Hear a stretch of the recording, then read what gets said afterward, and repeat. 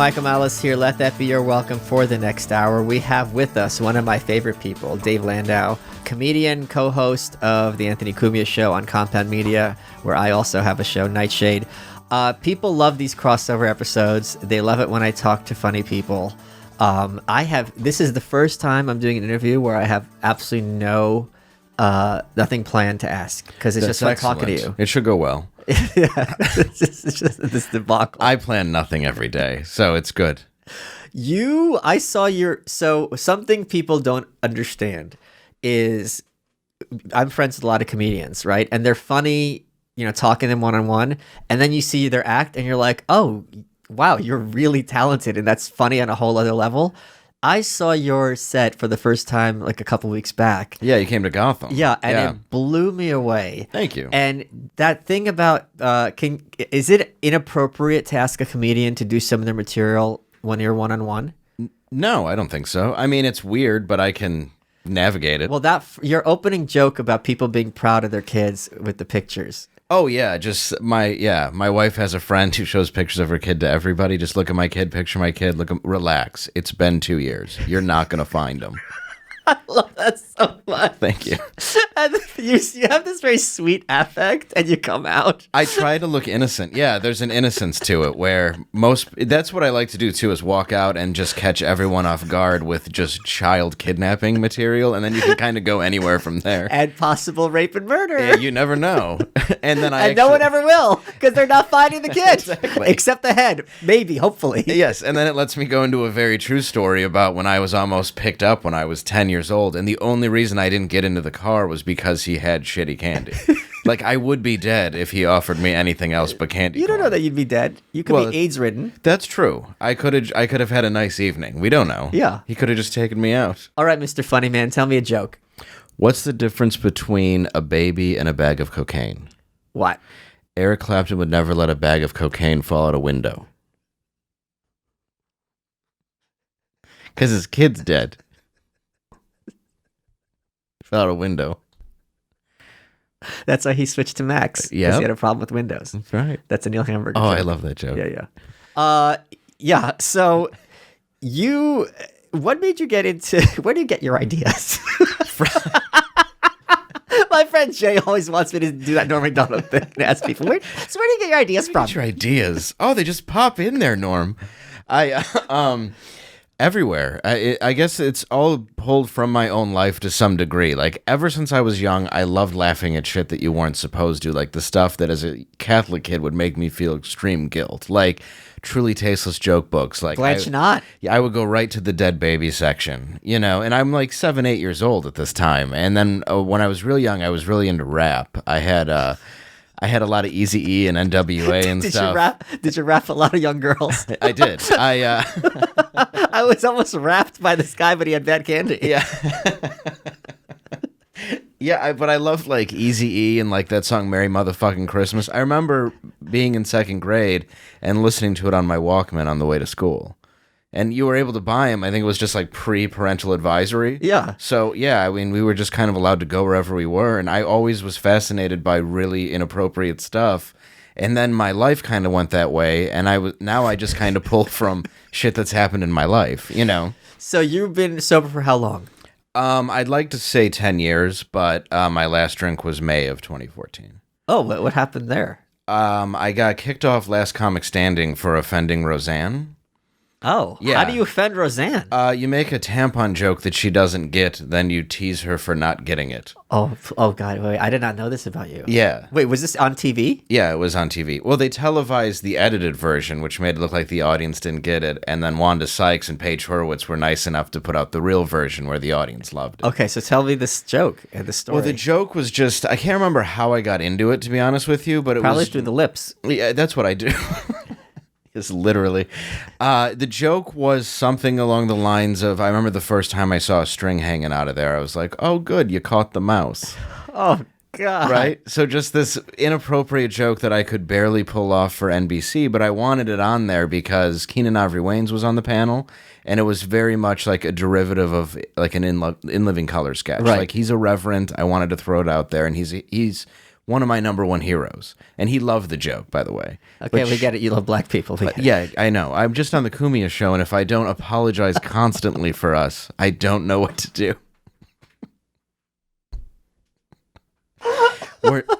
We're not I'm sorry. I'm not racist. Oh, God. Well, I guess I'm the new co-host of that. I know, right? I just lost my job. You're modern. Okay, we get to the other stuff. So you tell that joke. Yeah, and the crowd explodes because it's just inappropriate. And I had actually gotten away with that missing kid joke on the first episode. Like, that's one of my favorite bits to do, to hit an audience. And that really caught a television audience off guard. Yeah. And everybody got it. And then I ended even with a true story about my brother and I being arrested because he was throwing cheeseburgers at an undercover cop who was posing as a prostitute.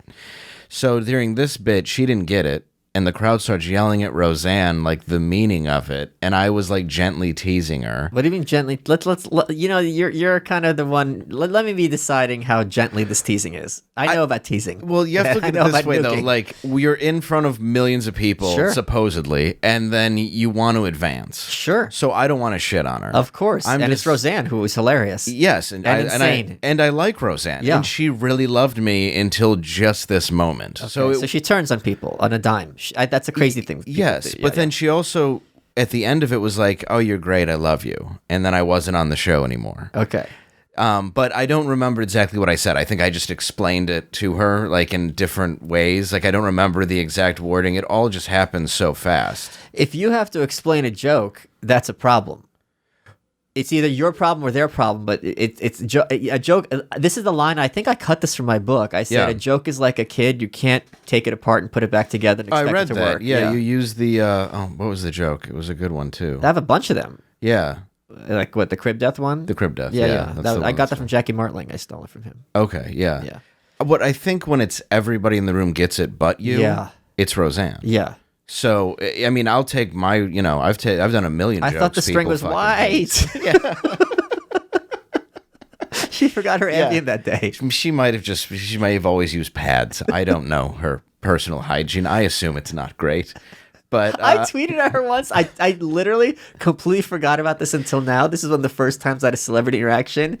And she just goes, Roseanne tweets, you reading her voice. She just goes, "What are you talking about, dummy? You don't make any sense." Exactly. I was like, oh my God, this is so beautiful. Yeah, that's kind of what I said to her. What? What are you talking about, dummy? Her exact words were, "I don't get it." Oh, yeah. That's exactly what she said. And I was like, how could you not get that?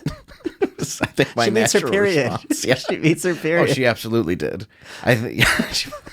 I mean, she's menopausal. Yeah, she doesn't realize what the tail joke was. Yeah. She's like, I don't use rats on my period. Shut up, dummy. You don't make any sense. Huh?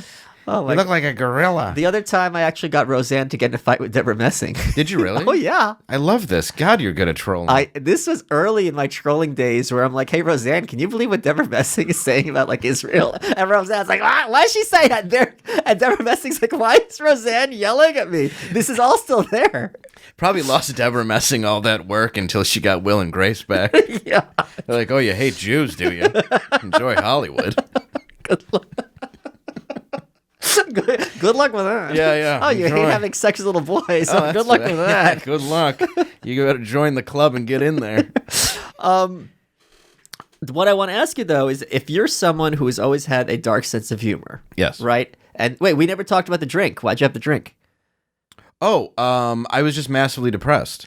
Oh. I had this idea that it was going to propel me to a new level, which, I mean, it ended up me having a beef with Roseanne was more popular than, anybody that's come out of, I mean, I shouldn't say anybody, but, the things that happen on the show, the winners, like that was kind of a dead season anyway.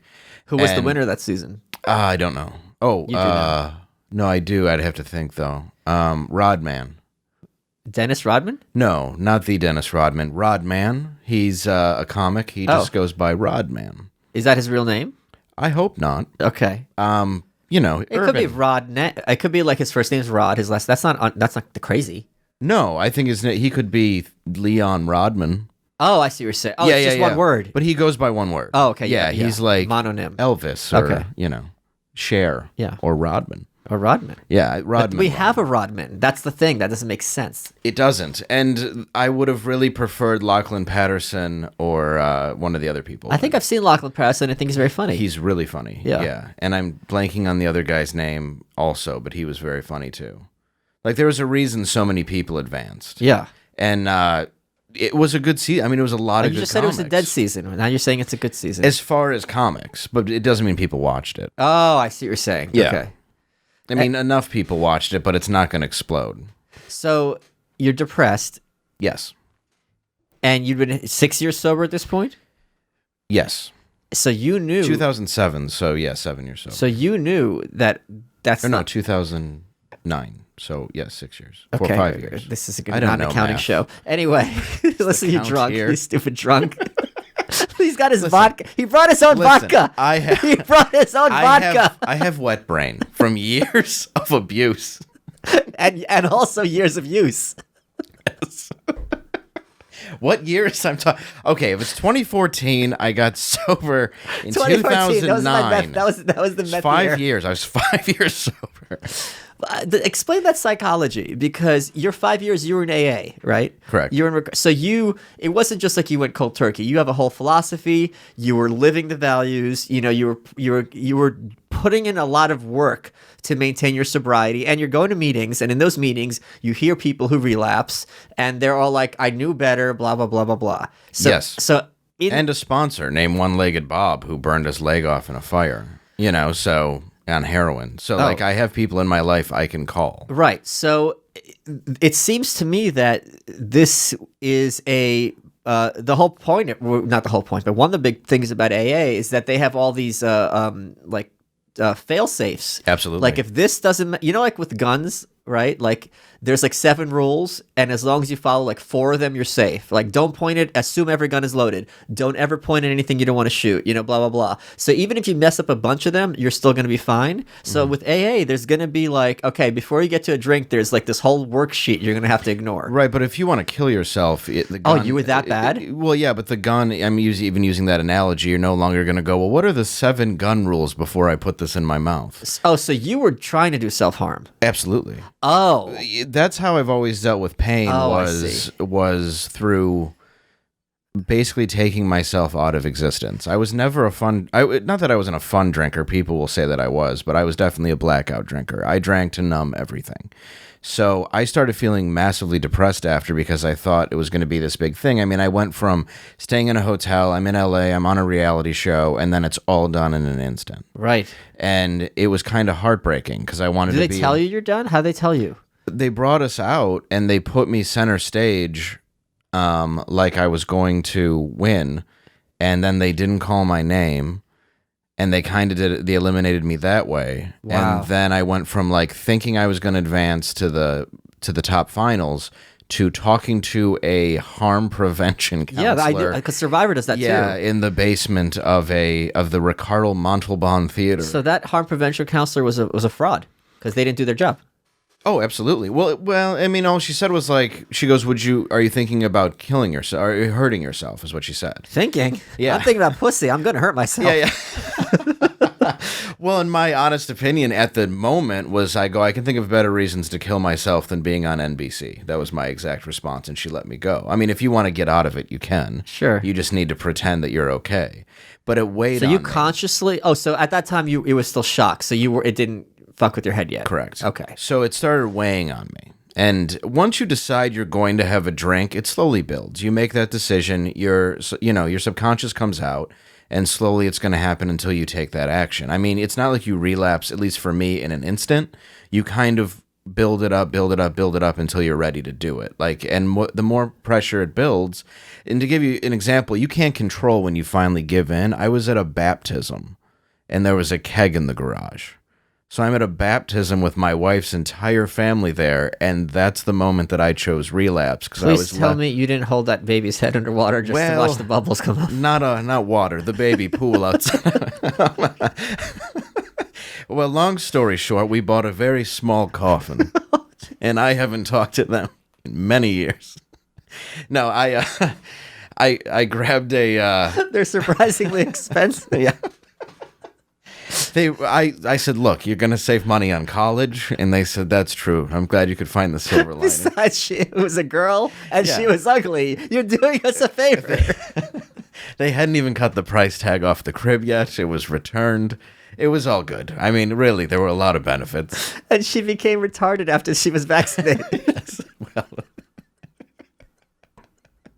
well, as they all do, right? That's why I will never vaccinate my child.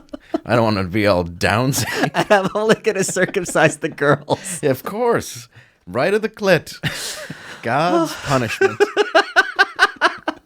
He put it in there for you to take it out of there. Exactly. There's no reason it's there. Women are not supposed to feel pleasure. They're supposed to feel the back of your hand when dinner's not ready. That's exactly it. Okay. If dinner's cold, a slap. Dinner's cold, your face is going to feel warm. Never the pleasure of an orgasm, that's for sure. Oh, my God. Anyway, so you're at a baptism. Correct. In the garage, they had a keg. And I was left alone. Wait, was it like, I got to interrupt because I want to suss this story out. Because when you tell something as a comedian, it's different from telling it in conversationally. Sure. Is it like in the cartoons where the keg is like, Dave, put me inside you. I shouldn't. I'm sober. Dave, you're a loser. You got kicked off NBC by Roseanne. Come on. That's not a big deal. Yeah, you know it is. That was your one chance to succeed in comedy, making Roseanne laugh about tampons. Yeah. You have a point. Yeah, it was, just like that, like when Bugs Bunny thinks he's like a turkey leg, Right. but it's actually a human being. It was just talking to me. Yeah, in a way. You know what's strange about that? In a way, because your self-destructive kind of subconscious comes forward and you're looking at this thing and it's just me and a keg alone in a garage, which at that point... Yeah, you could have played porn music. Yeah. That's exactly that, where it's like, what's up, baby? How you doing? Oh, Nice and cold. And I'm thick. awfully thirsty. I like him thick. You mind if I come over there and pump you? So I walked up to the... Oh, there's foam everywhere. It's all over my chest. I'm just taking... He didn't take a drop, but he sprayed it all over himself. It's all in your mustache. Yeah, it's all. I didn't have a... I did not have a stash then. I did when I was arrested. No, you did now that there's foam. Now I just have a Cum stash. beer cum stash. Yeah.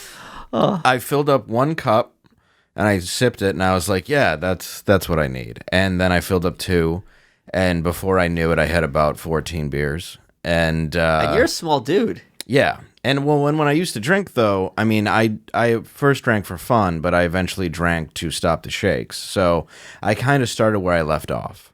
Okay, 'Cause that's so how I what would- would be your tolerance at its most? Like, how many beers could you put down? I put down an entire fifth after putting down about 15 beers, 10, 15 beers. Oh my God. And I ended up in a mental hospital.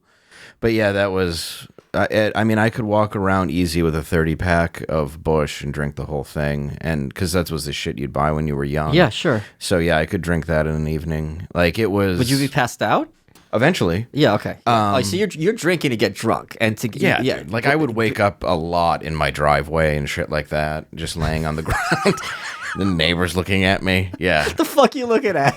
That's my house. And I never really went to school, so I was usually drunk anyway. And if I showed up to class, I was either high or on acid or something. So I was always fucked up on one thing or another.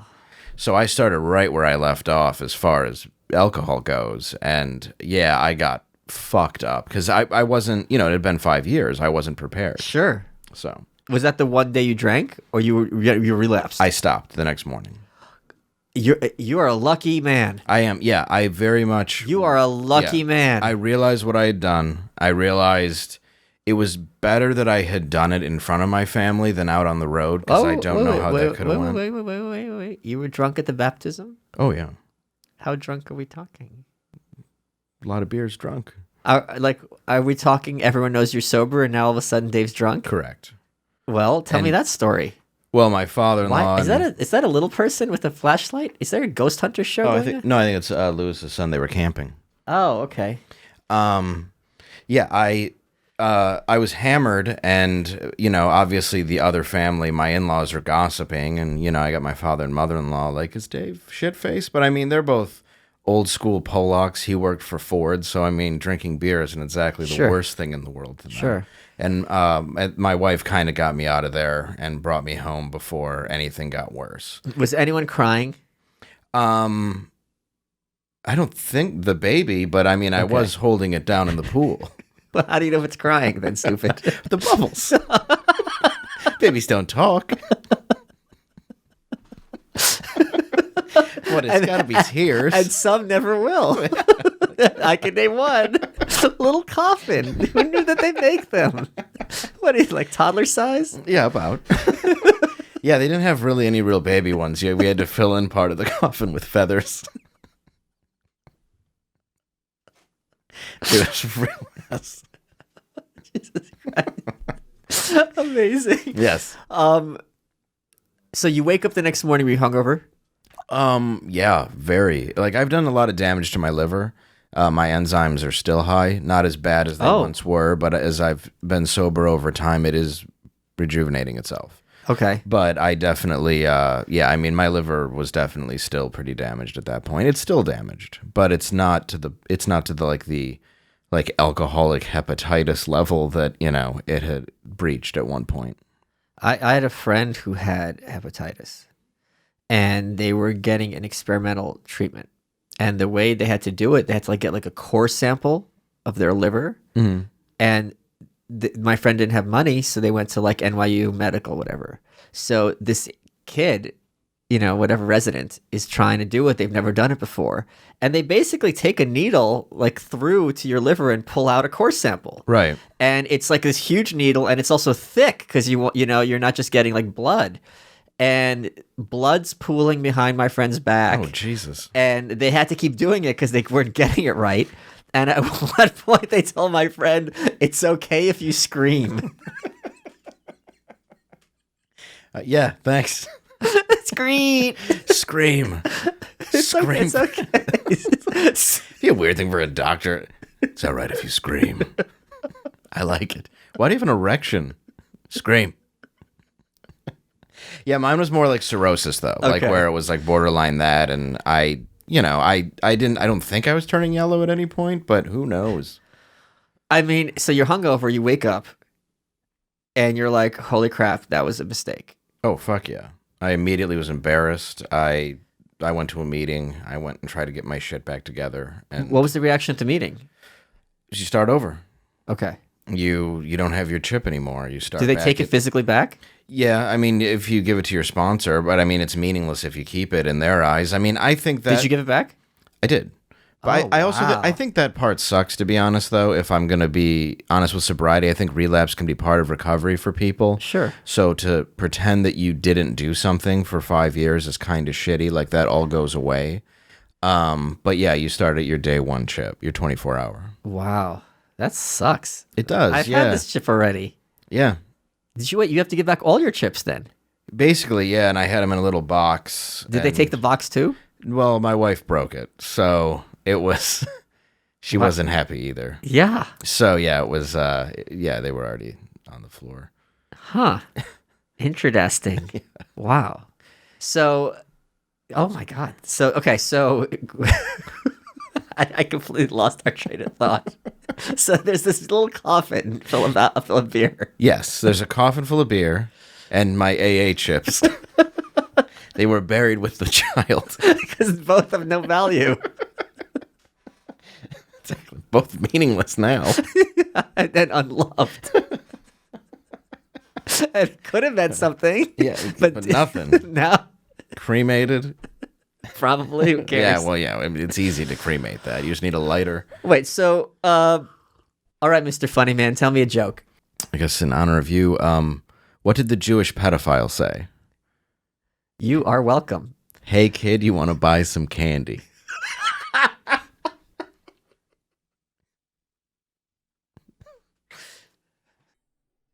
Hey guys, I want to take a second to tell you about BetterHelp. If you go to betterhelp.com/malice, you get 10% off your first month. What is BetterHelp? It's online counseling, and they offer licensed professional counselors who specialize in issues like depression. That sounds like a lot of you. Stress. Yeah, that's for sure. Anxiety. Yeah, you guys give me anxiety. Sleeping, anger, self-esteem. Come on, stupid. This might be right for you. It helps you. They connect you with a professional counselor in a safe and private online environment. Everything you share is confidential. You schedule secure video or phone sessions, plus chat and text with your therapist. And if you don't like your therapist, you can request a new one at any time. No additional charge.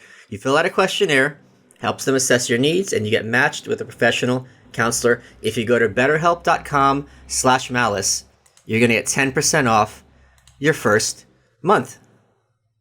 It's an affordable way to get therapy. And I know every single person who watches my show is a complete and unmitigated mess. I've seen the numbers, people. betterhelp.com/malice. Guys, let me tell you about the boner pills. If you go to bluechew.com, BLUE chew.com, and promo code malice, all you got to pay is $5 for shipping, and your first order is free. Here's what it is. It's the chewables with the same active ingredients as Viagra and Cialis, and they can work faster than pills. You could take them on a full stomach. You could take them on an empty stomach. You get a free online physician consult, so it's cheaper than those other two. It takes a few minutes. You go to bluechew.com /use promo code malice. They hook you up with a physician. If you qualify, just tell them I have problems with boners. You get a prescription online quickly. You don't got to go to the doctor. No awkward conversation. No waiting in line in a pharmacy. They ship to your door, and the packaging says in huge letters for your boners. No, it does not. It's discreet packaging. $5. Come on. If you go to bluechew, BLUEchew.com, promo code malice, all you got to pay is $5 shipping. Let's get back to the show. How did you get, you replaced, let's talk about addicts. Yes. You replaced by the time this airs, late great Artie Lang. I did. As co-host of the Cumia Show. Well, I was kind of third mic, and then got moved into co-host when he left. Well, how did that third mic thing approach happen? They just asked me. They just said, we think you're really good on the show. We'd like you to come in. They made me a financial offer to move from Detroit, and I took it. And to be honest, I was so fucking happy to be Artie Lang's co-host. Like, Anthony and Artie are two of my heroes. So to be in the middle of them was absolutely amazing. So Artie, okay, we don't. We're gonna see if we can talk about certain subjects because Sure. this is public. Yeah. Artie went for you on Twitter. Yes, he did. Which really bothered me. I don't like it when people I like fight. And he was pretty nasty. Yeah, well, he tweeted at me, "This is the most unfunny 90 minutes, I've ever seen." And I was actually talking to Allie at the time, and I was looking Explain down. to people who Allie is. Allie's Lerman is the booker at the time for the show, and I wanted to attack back, and I looked down and I wanted to write, "Have you seen Beer League?" But yeah, that's a good one. Yeah, but then I also thought, or your feet. Yeah. And I wanted to attack back, but then, I was talking to her and she's like, "Where's this going to get you?" Have you seen Chris Farley? Because you will shortly. Yeah, I know, right? It's like, it's good you guys have a picture together. It'll look great at the gathering. You can put your chips in the coffin. That will not be baby size. Yeah. Baby Ruth. Baby Ruth? Okay. And and I realized I was going to get nothing out of it, so I just wrote "damn" because that's it. I left it at that. Like, because he was going on this rant, he was trying to convince people that he was in a rehab facility where they're not going to let you keep your phone, at least if you're at any one that actually matters or cares, and they're not just having you there. Like, he was in a place where he was still doing shows. They were putting him in a van and driving him to a bar to perform. I mean, it was utter bullshit. And anybody buying it was just completely lost in everything that's Artie. And Artie is two people. He's the very friendly person that you see, and he's also a very entitled junkie. Okay. And that's the reality of Artie. That's very common, though, with addicts. 100%. You are a selfish motherfucker. Even to get sober, you have to be selfish. Because then you have to cut everything out of your life that's important and make sobriety number one. Yeah. And that selfishness is what's going to get you sober eventually. That baby was in the way of your sobriety. Exactly. One life ended, one new one began. That's the way I see it. And the baby wasn't arguing. No. Little bubbles. He had nothing to say. She, whatever it was. Oh, it doesn't matter. I just needed the ass.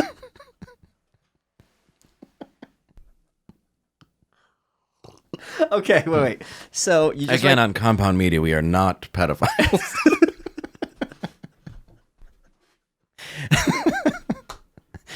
Oh boy, I lost my job twice today.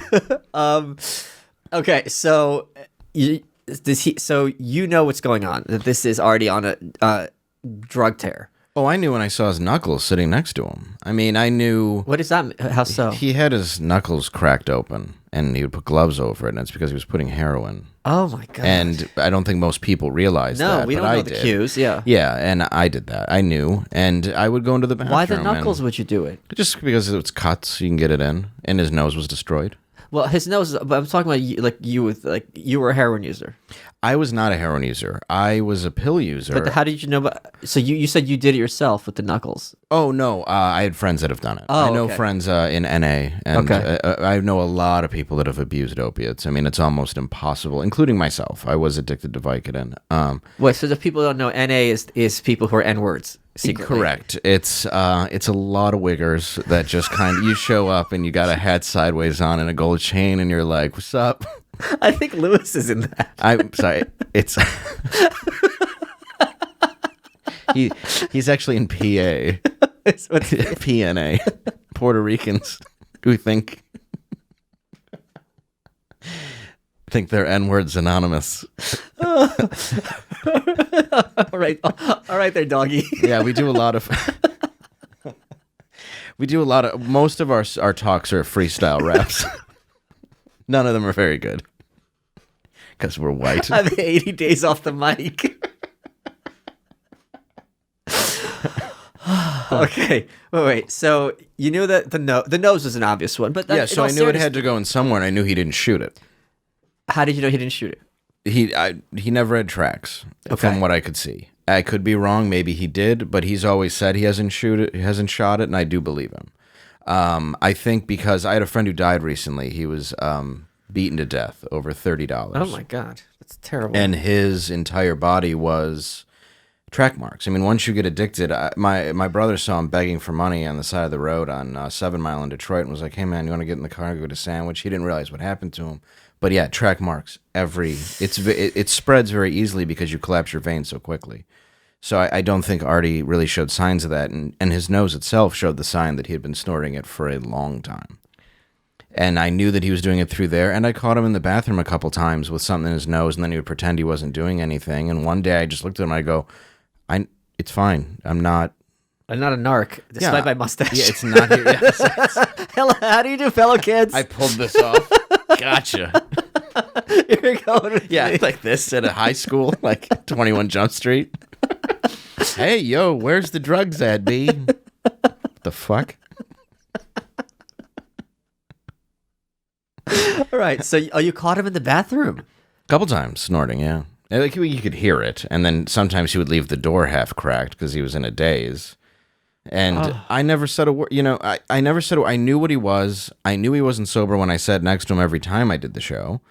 I mean, it never felt like he was sober, except the one time we were on, and I think he was definitely coming off of it when he came on and apologized to me because he seemed like a different person, which was nice. I mean, he came on and apologized, but it's like I didn't want to start another battle. I didn't want to deal with another comic. I didn't want to. Like, all I wanted to do was do a funny show. Listen, I got one fat lady comic angry at me. I don't need another one. Do you get my tampon joke at least? Yeah, exactly. What? Oh, Artie gets the tampon joke at least. He uses on his nose. Yeah, it's just couple of rats in there. So that's gotta hurt on an existential level. Huge. I mean, I remember being an industrial painter and listening to Artie on the radio with Stern, when I was like 19 years old, and it was everything to me. And I loved Dirty Work, and Artie was a huge. And I mean, these are books that I read that I was such a fan of his. And then sitting next to him, and him always saying how great I was another level. Yeah. And then he goes to attacking me on Twitter By name. At shows, because there's fans of Compound people at shows who are like, he's talking about you on stage. I didn't know that. Tell me about that. This is news to me. People had messaged me saying he's going on and on shows right now, like live stand-up shows about you, and not in a way where it really worked, but just in a way where he was shitting on me, and like some of the crowd would kind of laugh, some would boo. But even What would he say? Just that, give my job to fucking Dave Landau, whoever that is. You know, the typical New York. Oh, okay. Whoever you are thing. That seems to be the go-to. But I think it's also that kind of thing where it's like, Artie, if Dave never existed, you'd still lose your job. Exactly. That's the thing. It's not not Dave's fault. But that's what the addict needs, though, is to blame somebody else. Yeah, every out. And I understand. Look, I lost my dad too in a shitty way, and I know he did, and I know that's where his addiction started because that's where mine started. But he has to get over that. He has to get over everything because now it's just become a convenient excuse to be an asshole, and that's the truth. I mean, for him to walk around and, shit on people and behave the way that he does and blame it all on heroin use, it's not acceptable just because you're on heroin. Right. And that's what really bothered me about what he was doing, but I do have sympathy for the addicted brain. I mean, you're not in control anymore.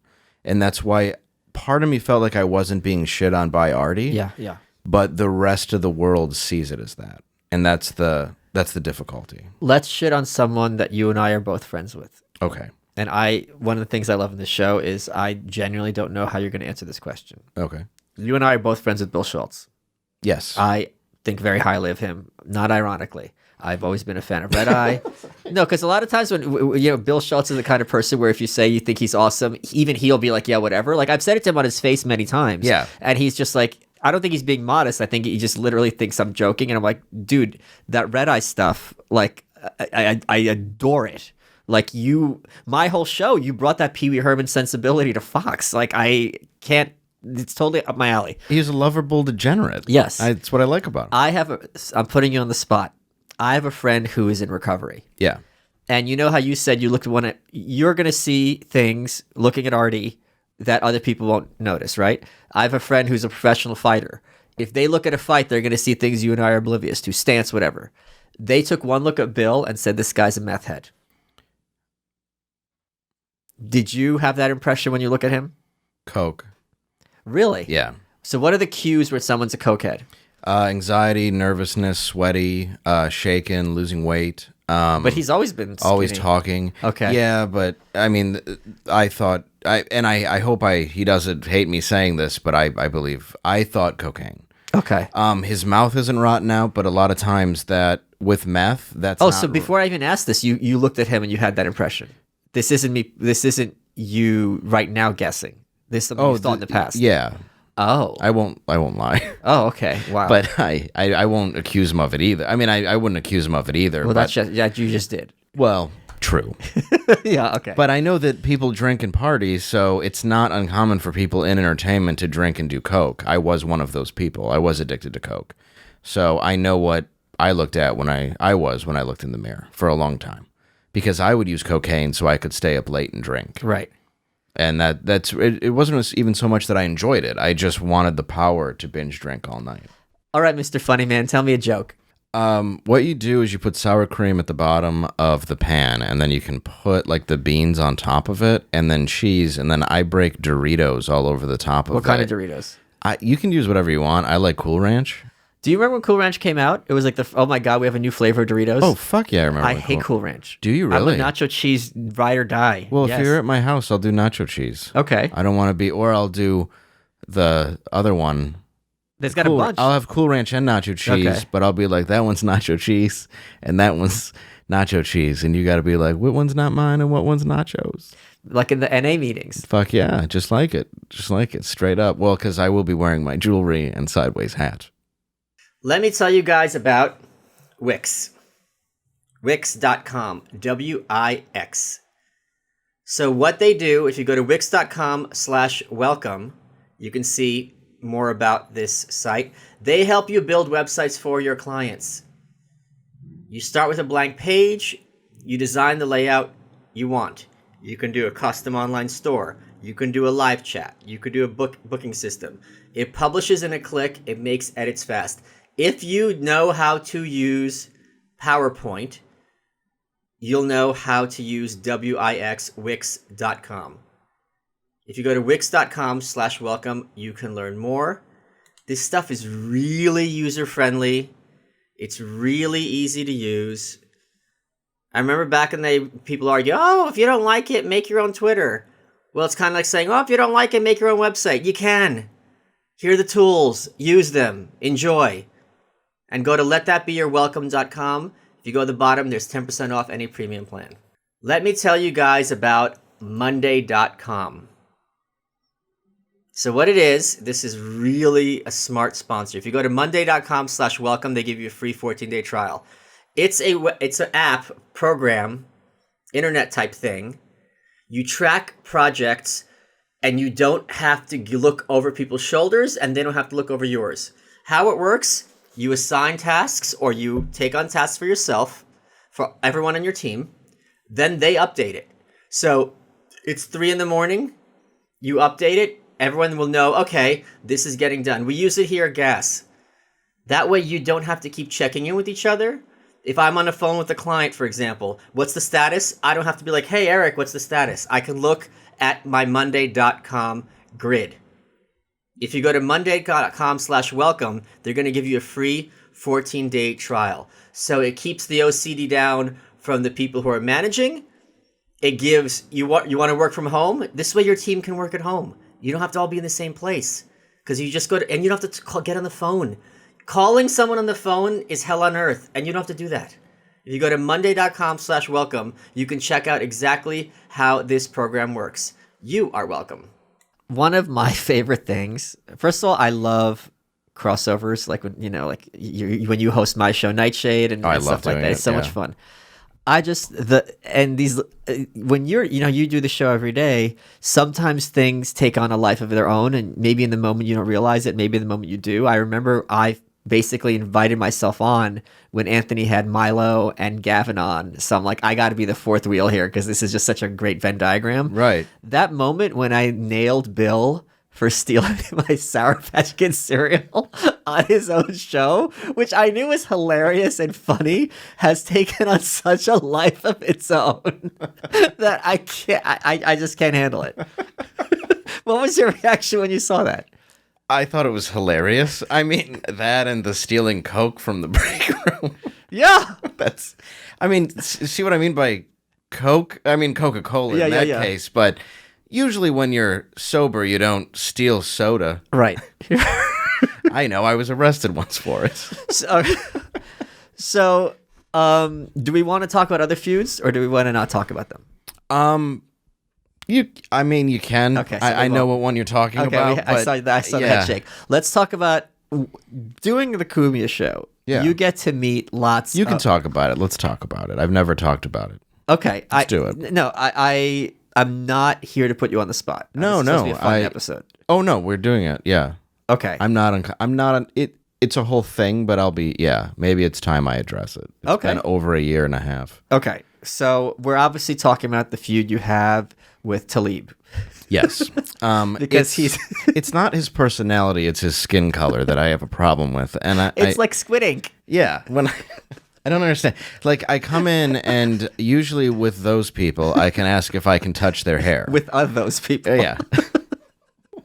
And he doesn't have any hair to touch, so what's the point of even talking to him? I know, but I don't want to touch the body hair.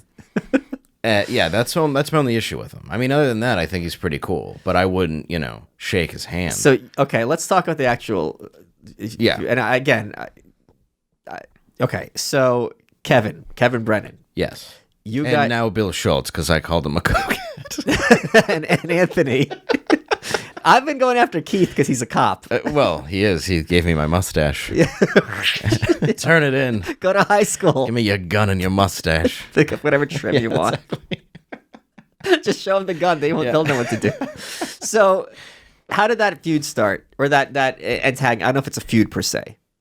I was on vacation and I just all of a sudden heard my Twitter was blowing up saying they're talking about you on the Jim and Sam show. This guy's trashing you. Okay. And I don't like negative attention. It's not my thing. So I went down and I turned on the radio. You're going to take what you can get, honey. I've learned now. I now get what he was doing. Okay. When I it's not like you won last comic stand. Fuck no. And even if I did, I wouldn't make it. I don't get it. Shut up, dummy. You don't make any sense. I was thinking you were saying since, S-I-N-S-E. Yeah. Yeah. So probably did. Doesn't make any sense. Yeah. So he was trashing me, and then I got invited to do the Jim and Sam show. But for those who don't know, we're talking about Kevin Brennan, who used to have a show called Burning Bridges on our Compound network. Media. After I moved this show from Compound to Gas Digital, he got that second slot. Correct. And he wanted to have Bill Schultz's show. Because when Gavin McInnes left, Bill Schultz got a morning show, and Kevin thought that should have been his. Yes. He also wanted to possibly be Anthony's co-host, from what I understand, and he didn't understand why I was there to sub for a week when he wasn't given the opportunity. Okay. But Allie had put him on the calendar for the following week. Artie just got back. Artie was away in rehab. I guess I should explain to the listener. Right. I sat in for Artie for a week. They were rotating guest hosts because Artie was less and less reliable as time went on. Constantly. Yeah. And the following week, Kevin was supposed to come in. And Artie came back from rehab early because he got better. Yeah. And he came back and Kevin wasn't able to sub. So he went over to Jim and Sam and trashed the network, saying that he wanted, to at least give an opportunity to be a co-host instead of this nobody and some guy from Detroit and that sort of thing. And to explain to the audience, was this a work? Not that I knew. Okay. I didn't know. Okay. So you would know if it was a work if you were in on it, like an Andy Kaufman kind of thing. Yeah, I did not know Okay, it was a work. okay, It was just a guy trashing me. Yeah. Had you met him before? Once, briefly. Briefly, okay. Then after that, I got invited to do the Jim and Sam show, which I thought I was just going to be the guest and maybe have me on before I don't know, whatever they wanted to do. Sure. But then when I got booked, Kevin got booked. So obviously, that's a group of people that are going to be, they know what they're doing. Sure. They're in radio. I'm not in radio. I'm just a guy showing up. I was told by a mutual friend that Kevin thought it was that Kevin was making a kind of a joke, not to worry about it, but this is what Kevin does. That sort of a thing. So you might want to come in like ready to fight. Sure. And I was like, okay. And I was nervous. I've never met Jim. I've never met Sam. Okay. Jim's one of my heroes. Jim Norton, for those who don't know, yeah. Sam Roberts. Yeah. Who's nobody's hero. Love you, Sam. No, but walking into it, I had never met Jim and I'd never met Sam. Like, this was a huge thing for me. And I was nervous. And he showed up, and I wanted to address him personally. So I just said, hey, man. On air or off air? This was off air. Because I didn't know what this was. I just said, hey, I don't know what your problem with me is. Can we talk about this? I don't know if I did something to you that I'm not. And he's like, no, save it for the radio. And he was kind of being like cold to me. And then he's standing away from me. And then when I got on, I was like, okay, I guess he wants to kind of fight. So when he would go at me, I went at him. But I was pissed, and I let my emotions get better. I had some shit that had just happened to me in my life. I was not in a necessarily good mood that day. But this is also your first shot to be on that show, which is had fairly big audience, and now it's being hijacked. I can understand why you'd be annoyed. Yeah, and on top of it, I meet one of my heroes that day. That's the permanent... And Sam Roberts. And that's the permanent first impression I will ever... Who is clearly a meth head cokehead. Well, please. A party clown. That fucking hair. It's Sideshow Bob. I like Sam, though. I do. But, I mean, Sam did his job. He instigated. That's what he's there for. Okay. He doesn't give a shit about my feelings or emotions. It's radio. And let's be really clear. Sam Roberts, in my opinion, is a good guy, and I know you probably think he's a good guy. Oh, I do. I have nothing against I just Sam. really want to make that clear for everyone. We're just teasing him. This is not. Oh, same with talking. Bill. Yeah. Okay. No, in any way is just really want to be clear. Okay. No. Sam did his job. Sam did what he's supposed to do. Then I have nothing against him. Yeah. It sucks though because it's the first impression I made with Jim Norton, and I don't know if that'll ever be rectified. I don't know if we'll ever have a real friendship because of this day, because it was just a shitty way to make a first impression. So I walked in, Kevin went at me, I went at him, and then he attacked my family, which I in turn, I hit back. Yeah. And, he said something along the lines of, go home and fuck your fat Midwestern wife, whatever. And I said, well, I could probably fuck your wife, and when your daughter turns 18, I'll fuck her too. Now, I didn't even know the age of his daughter, to be honest. I had only met the guy once, so she was this a toddler.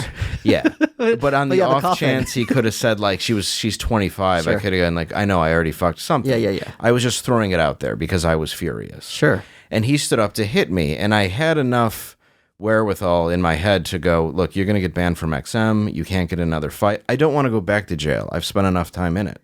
And when he went to hit me, I was like, if you hit me, you're going to go to jail.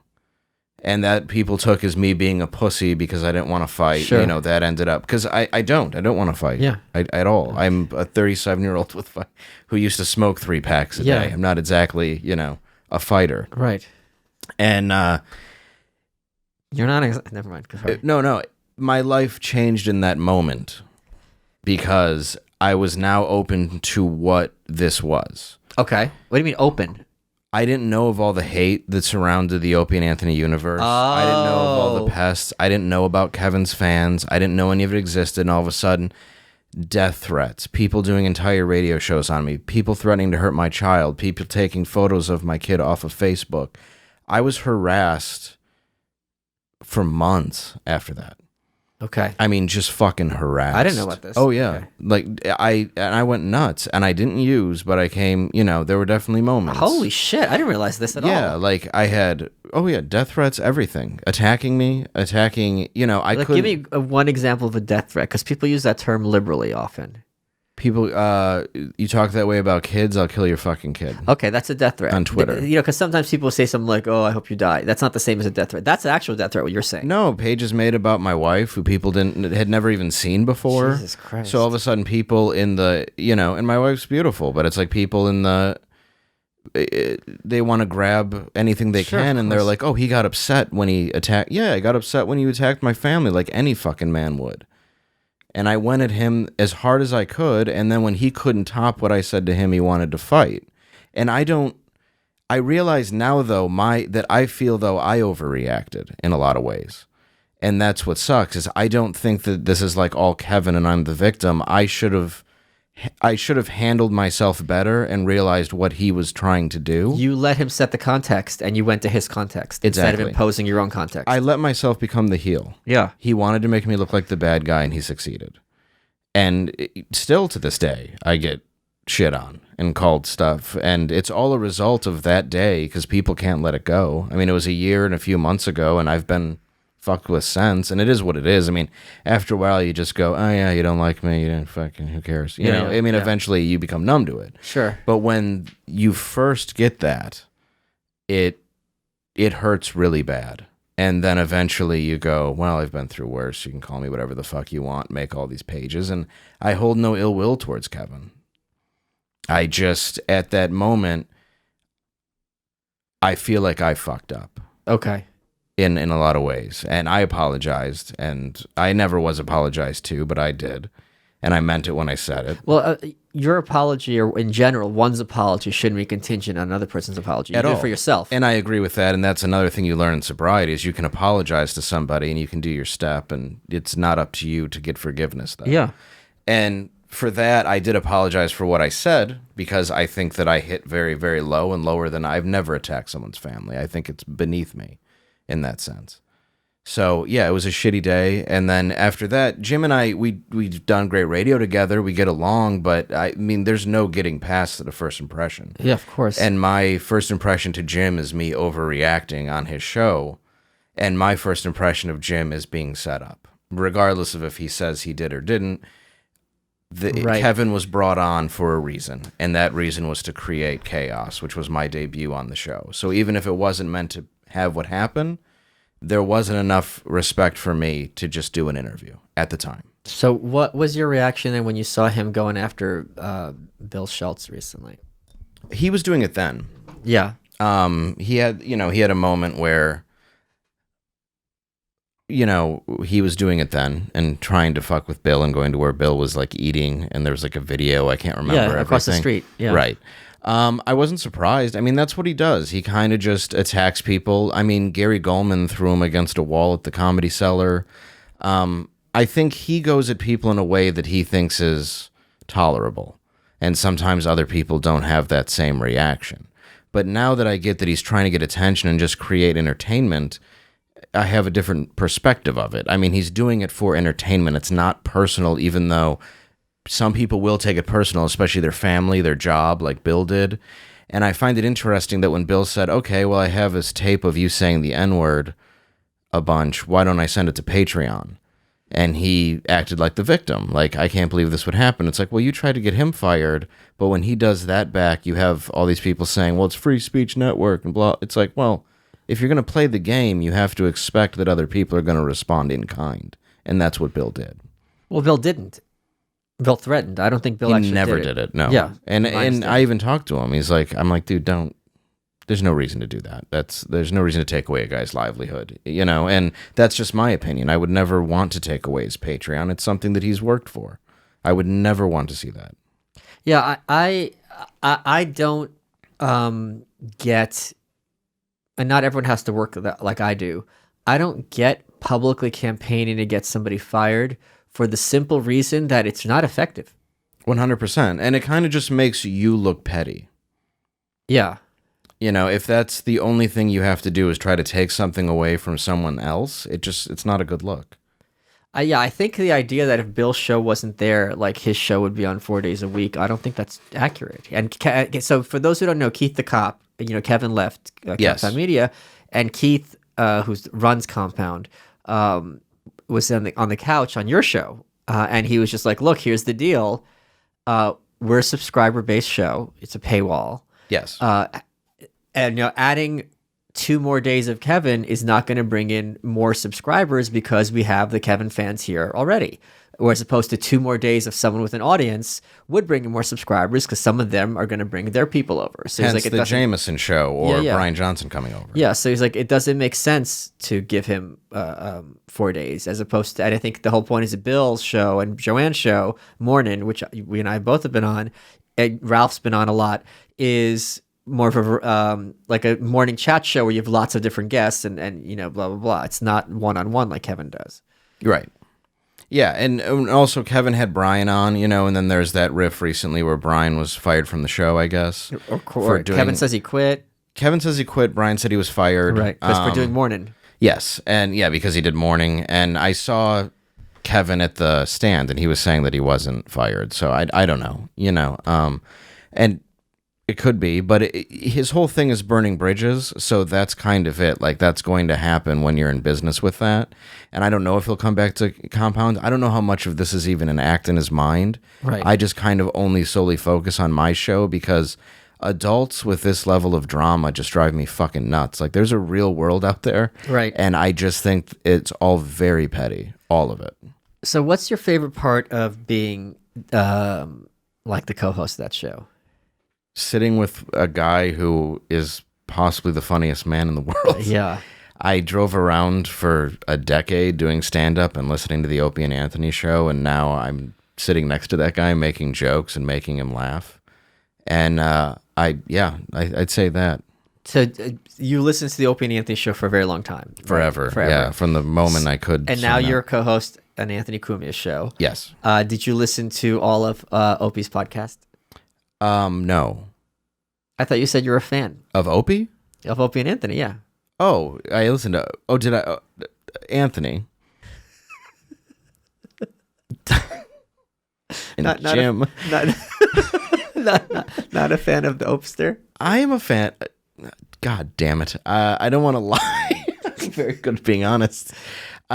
Opie was Opie on the show. I think he had his place. I think he steered the ship. Isn't that what they say? He steered the ship well? He has his place. He has his place. Like those people. Like Talib. He knows where he belongs. I wasn't a diehard fan of Opie. I've never That's the truth. listened to Opie and Anthony. I was a Stern guy, and I watched the E! Show. I never listened to the radio. I love the E! Show. How would you describe their roles on that Opie and Anthony show at its best? Anthony was the absolutely hilarious guy. Jim was almost the, God, I don't know how to even put it. The greatest compliment to Anthony and Jim. They could go back and forth, create characters, but sometimes it Like would spontaneously. yes, they could almost get so lost in it though that Opie could be there to really do the real interview, to kind of steer the ship, to really. He's the grown up. He was the grown up, and he was it seemed at the time at least, the least, I don't want to use the word narcissistic, but self-involved person there. Oh. I don't mean that in a bad way. I think every entertainer has a level of narcissism. There's no doubt about that. And I think So anybody... how much would he be on a scale of 1 to Opie? Oh, how much would Opie be on a scale of 1 to Opie? I'd say he'd be an Opie. Yikes. I know, right? It's fucking. Well, it turns out after they left, he's got his narcissism. But I also don't want to jump on the I hate Opie bandwagon. Is that a thing? Oh, people shit all over him. Yeah, and People shit on Anthony. Yeah, I mean that's just. I've seen that because usually I'm tagged in it. Yeah. But at this point, we just don't really care. I mean, you can only do so much and say so much until you go, all right, whatever. Again, like it's... I said this on Nightshade. People comment me sometimes, like, how can you work for Anthony? He's this, and that, and they'll have links to stuff. And I'm like, if you're going to call me out for working for a cop. Right. That's what really hits close to home. Or me. Yeah. I didn't get along with them back in my day. Yeah, but I'm an anarchist. I mean, yeah. Yeah, you have an ideology around that. It's with me. It's sorry, you're going to be the last one, but we're going to have to do it. Well, he bought a yacht on cop money. So Did he? I don't know. I'm kidding. Okay. I'm not calling him out for being corrupt.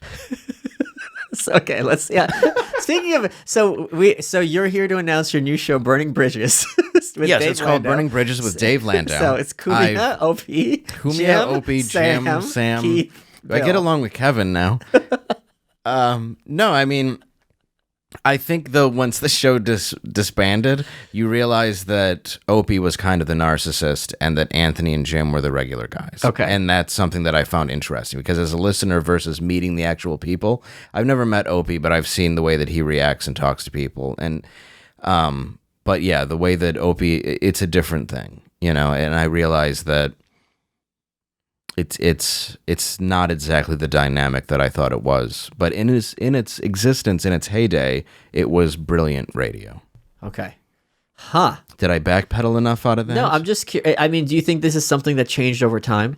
Their personalities? Yeah. Certainly. Okay. I think Anthony getting fired from XM and having to rebuild, he had to have gone through depression. I mean, of course. He's not that open of a guy in that sense. Yeah. So I think he absolutely got knocked down a peg and probably had to look at his life in a different way. Oh, of course. I mean, for fuck's sake, I'm his co-host, some guy from Detroit. Yeah, it should be Artie Lang. I know. Should have been the AA show, ironically enough. Yeah. But yeah, I think that definitely did that. And I think you have now Jim with Sam, and that's not the same... I don't know how to word it. But you can't replace two other people and have the show. That makes no sense. Absolutely. Yeah. So you don't have the same relationship, and that shows on Chip's show where they still have that same relationship. So Jim, I think, has had to grow up and become more of the interviewer and do these other things that he wasn't before. So it's they both had to do some growing, and I think it shows. So we are running out of time. Okay. What has been your favorite part of this interview? Your eyes. You are welcome.